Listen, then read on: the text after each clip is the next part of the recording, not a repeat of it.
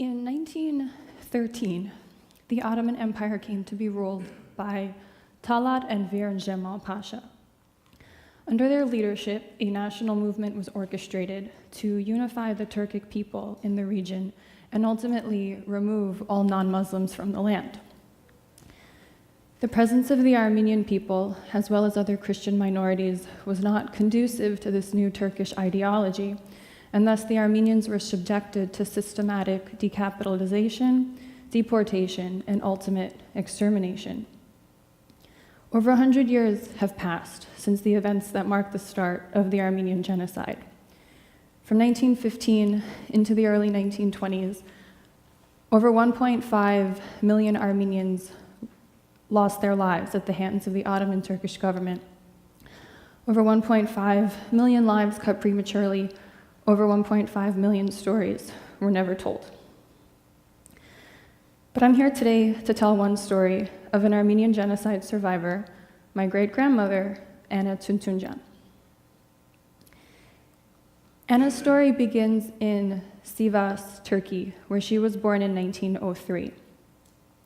She was 11 years old in the summer of 1915 when Ottoman Turkish officials came into town and rounded up all of the Armenians. The men and young boys were soon separated from the group, and Anna watched as her father, uncles, and beloved cousins were shot to death. Shortly after the men were removed and killed, the infant babies were taken from their mothers, including Anna's baby brother. These babies were then buried in the ground only up to their shoulders, and Anna watched as horses trampled over them. All that remained at the end of the day were the women, the young girls, and the elderly, but fate wouldn't spare them much longer. Soon after, the officials came back and they ordered all of the Armenian women and all who remained that they needed to evacuate their homes. Anna remembers helping her mother tie whatever belongings they could into sheets and sew their belongings into sheets. And very soon, the women, including Anna, her mother, and her sisters, began a march, a death march ultimately through Turkey into and through the Syrian desert.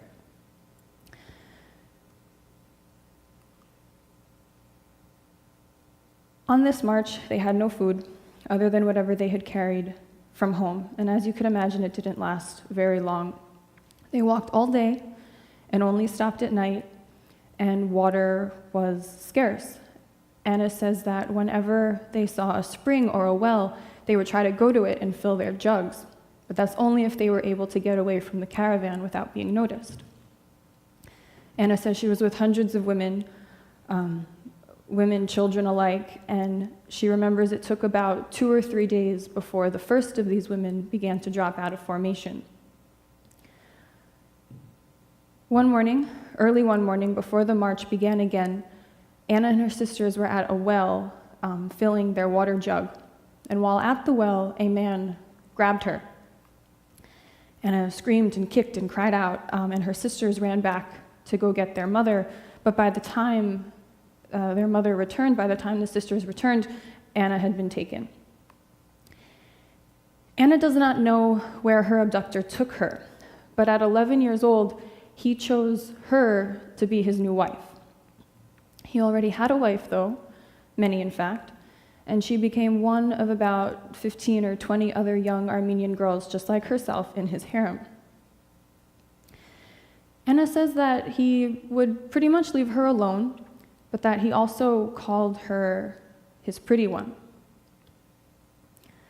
Within the year, Anna had given birth to a daughter. And by the time Anna was 13 years old, she had given birth to another. Although she loved her children, day after day she thought only about running away. She missed her mother and her sisters and wanted more than anything to leave this man. The problem was she was never alone. There was never a window of opportunity for her to do anything by herself, let alone escape.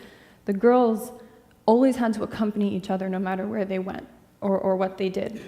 And if a girl stepped out of line or tried to do anything on her own, the girls would squeal on one another in hopes of being rewarded by their captor. One night, the girl who was supposed to accompany Anna to the outhouse was too tired to do so. And she let Anna go alone, figuring probably that Anna has 2 daughters. She's going to go do her business and come back. But Anna took that as an opportunity to escape. And she did. She ran and managed to escape, although alone. She ran through the night and eventually made her way to an Armenian church. However, the church couldn't help her, and she ended up running away from them as well. She's still only 13 years old. She found an Armenian priest who took her in, and he gave her refuge, and he ultimately helped her to get to Aleppo, Syria, which at the time was becoming a makeshift resettlement community for all of the Armenians who were surviving the death marches through the desert. Anna lived in an orphanage for years. She worked with other survivors, other girls her age, working and weaving rugs. And every Armenian she met, she'd ask, do you know my family? Do you know my mother? Have you heard what happened to them? And one day, her question was answered. Yes, I know your mother, I know your sisters, they're alive, they've survived, they're living in Marseille, France. With the help of the AGBU, the Armenian General Benevolent Union, an Armenian humanitarian organization still very active today, Anna was able to go to France and was finally reunited with her mother.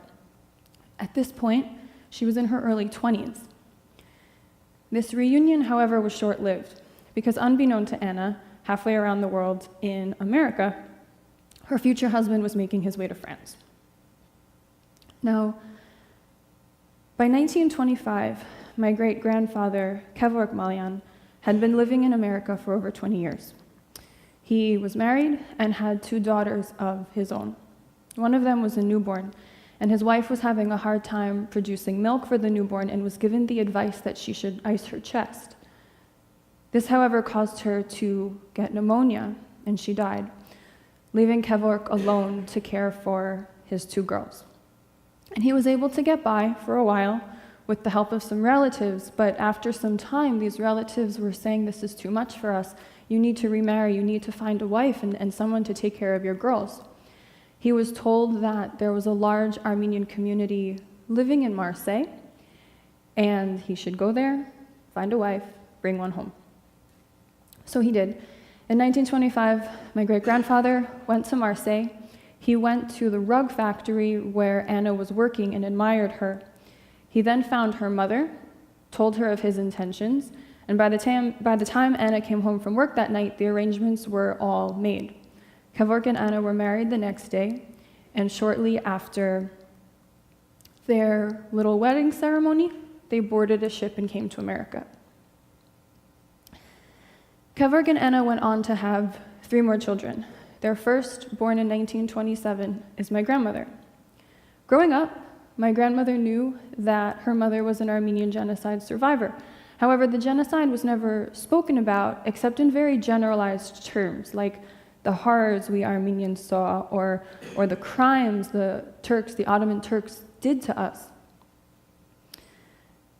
After Kevork's passing in 1962, Anna started receiving letters from relatives in Turkey. When my grandmother questioned her about these letters, she would say that they were from sisters of hers. But these were sisters that Anna had never previously spoken about. These were sisters that, growing up, my grandmother never even knew existed. And in the beginning of the summer of 1964, Anna announced that she was going to go visit them. This caused my grandmother great stress because Anna had never traveled anywhere alone in her adult life, let alone to another country, and she hadn't been to Turkey since she was an 11-year-old child. But Anna was a stubborn woman, and she persisted, and in the beginning of the summer of 1964, she went back to Turkey.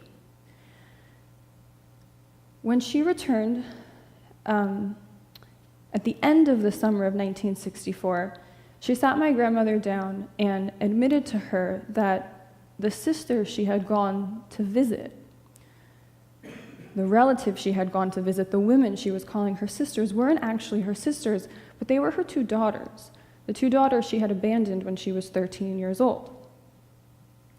In the letters of correspondence she had been sending back and forth to Turkey, she found out that her abductor had died.